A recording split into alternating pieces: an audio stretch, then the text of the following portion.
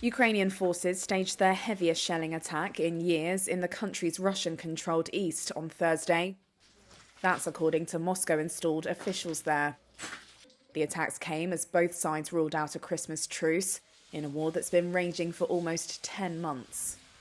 The Russian-backed mayor of Donetsk city said 40 Ukrainian rockets were fired from Grad multiple rocket launchers in the early hours. An apartment block was damaged and a hospital where Marina works. There was a woman lying here. Just imagine all that debris flying her way. You can see some blood here. She was taken into surgery.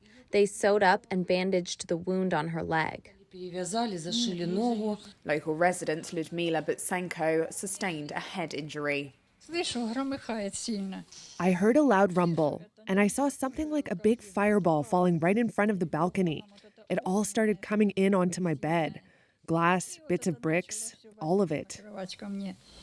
Meanwhile, Russian forces kept up shelling and airstrikes along the entire eastern front line. Fighting continues to rage largely in Ukraine's east and south, with little movement on either side. Ukrainian Army Brigadier General Alexei Gromov said Russia was digging in for a long war and still wanted to conquer the whole country.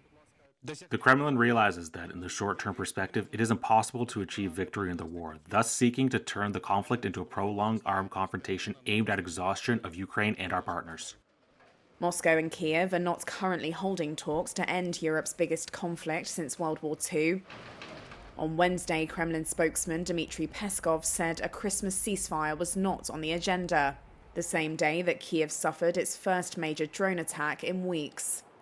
2 administrative buildings were hit, but air defences largely repelled the attack.